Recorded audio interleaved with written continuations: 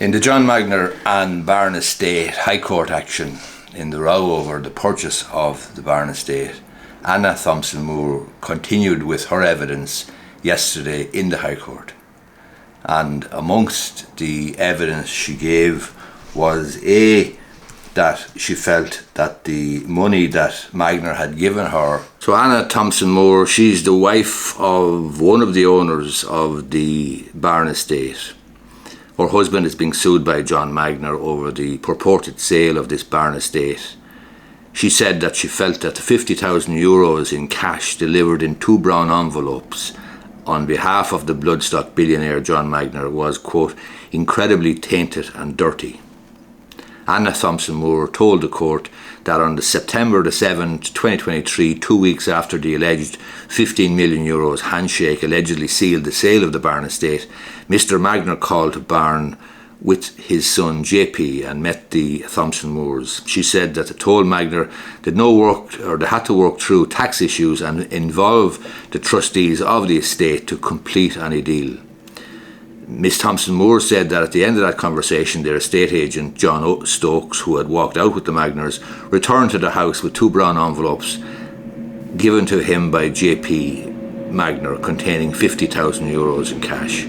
She said that she felt, quote, incredibly uncomfortable about the envelopes and had the money returned days later. The Magner side has told the court that this money was an appreciation or a token to the Thomson-Moores for letting the Magner side onto the land before any sale was completed or finalised. The Magner side was ultimately dislodged by the Irish-born US-based construction magnate Maurice Regan, who offered $22.25 million and became the preferred bidder for the estate. He's not a party to the case. Mr. Magner wants the court to enforce the deal. He claims he sealed with Mr. Thomson-Moore in an alleged handshake agreement for the 751 acres in August 2023. The Magners side had sued the Barn Estate, Mr. Thomson-Moore and 3 companies, Jersey-based companies, seeking to enforce the purported deal, which they say was unequivocally signed.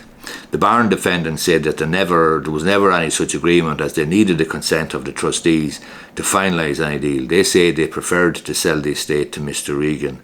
And let's face it, if you're looking at 15 million and 20.25 million or 22.25 million, well, then you can see why they would prefer it. And Mr. Magner claims there had been no mention of the sale being subject to trustee approval. On Tuesday, that's yesterday, Miss Thomson-Moore told Paul Gallagher, senior counsel for the Magners, that the family was not deliberately stalling on the deal with Mr. Magner because Mr. Regan had outbid Mr. Magner.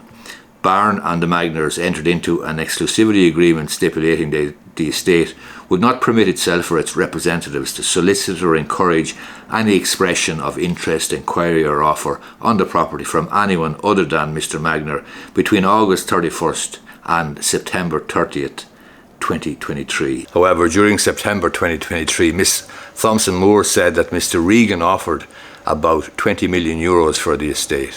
She said the trustees recommended honouring the exclusivity agreement with Mr. Magner, making Miss Thomson-Moore increasingly frustrated with the trustees who refused to consider the new higher bid of $20 million. Mr. Gallagher, senior counsel, asked why the Thomson-Moores did not tell the trustees of the brown envelope until a month after the incident. An emotional Miss Thomson-Moore said she was incredibly uncomfortable about the money and that it gave her a tainted and dirty feeling. A portion of a text message from Mr. Regan to Mr. Thomson-Moore was read to the court by Mr. Gallagher, in which Mr. Regan described the Magner-led Coolmore side as, quote, professional bullies. In the text, Mr. Regan said the Thomson-Moores had not been through a fair process in dealing with Coolmore, which Mr. Regan says should not be the new owner of the Barn Estate, and if they were to take ownership, that they should pay dearly for it. "You are dealing with professional bullies," wrote Mr. Regan to Mr. Thomson-Moore, adding that the Coolmore side was engaged in, quote, "intimidating Mr.